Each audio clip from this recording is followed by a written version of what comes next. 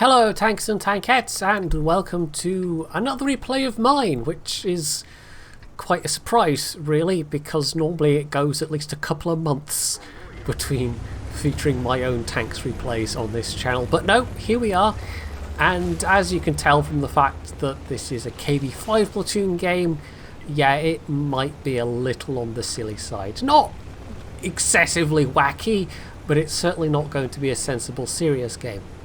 Now this is Super Ranger I am divisioned up here with, and platooned, you know what I mean. And he actually streams a bit himself, so I'll stick the link to his Twitch channel down in the chat. I only joined him yesterday, as I'm recording this, for about an hour or so, but during the course of that we had some okay games, although this was by far the most enjoyable. The map, not so much. I don't like this map at all, but it's not too bad when it's an encounter game. It's when it's a standard game that it starts to really be an absolute pain to play. But as it is, we do at least have same tier matchmaking. We're in the KV-5. There's not millions and millions of defenders against us. So this could certainly be a lot worse. And the KV-5 is in a fairly good state these days. They did buff the armour in various places, and they also trimmed down some of the armour on, I think it was just the rear of the tank, I can't remember. It's not quite as troll at the back as it once was, but the radio man binnacle, you know, it's still a weaker spot, but it's not as weak as it used to be. And maybe just because it's a less seen tank, I feel like maybe people don't know quite where to shoot at it as much these days. I mean, some of these enemy tanks we're facing could certainly pen us frontally if we give them the opportunity to do so, but it just depends how we play really. So that M49, obviously we've got the side and rear, so that's just a nice soft easy target for this gun. I do have a good crew in this tank, and the gun rammer and all the rest of it, so I've got a fairly speedy reload and overall a very good DPM. But of course there's one other thing you could do in the KV-5, and it's pretty much for this reason that I picked this replay out. Yes, it's quite a large hunk of metal that you can get to go very quickly. So there you go, a KV-5 ramming double tap. We did briefly consider doing it against the Moisture as well, but that thing is heavier than us, so yeah, that's not going to work out too well. Now, as this is a rather more thickly armoured target, I'm going to have to go for the premium ammo, which isn't even that good on the KV-5, lest we forget. It just about gives you the same amount of pen as other tier 8 heavy tanks have with their regular AP shells. So it does rather cut down the profitability factor a bit when you have to fire a lot of these, but it's not like it's making it grossly overpowered or anything. Still, be able to ram somebody for 500 damage. Maybe that's the part that should... Well, no, that doesn't even make it overpowered. I don't know what point I'm trying to make there. That's the thing you get to do so rarely. So we're just hammering this poor Moisture. I am just pumping that huge commander's binnacle full of APCR rounds over and over again.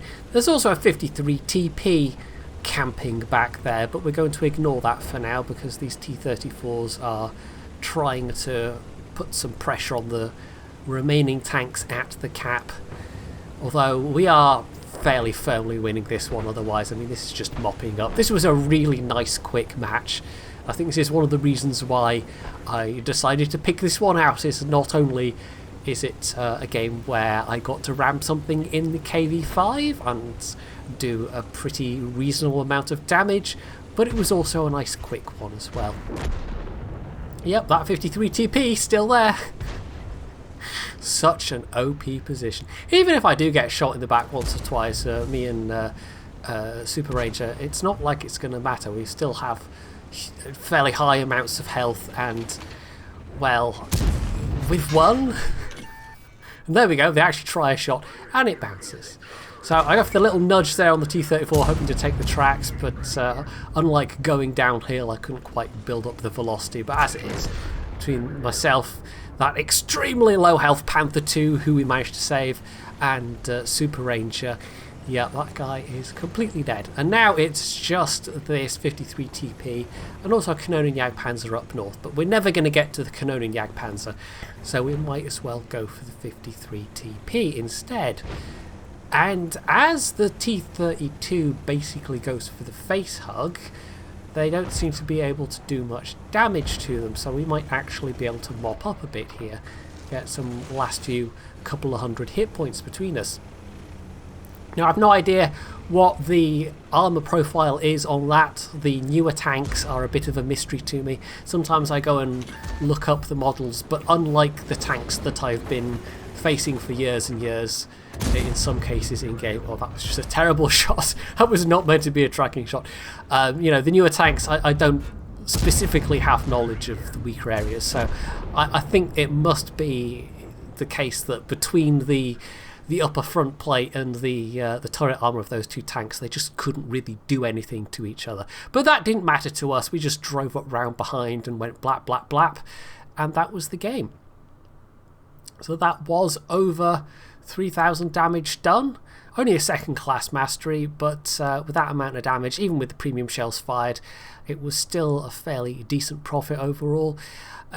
IB didn't quite get the same level of damage, but I mean, I did get that big chunk of ramming damage, and I think I also did a lot more damage to the Moistion as well.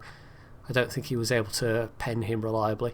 So yeah, overall that was a pretty solid game, and I got to ram things, which is always fun in a KV-5, because I mean, what else are you going to do with it? If you get the opportunity to ram a thing, then you have to ram a thing. It is the law, as we all know.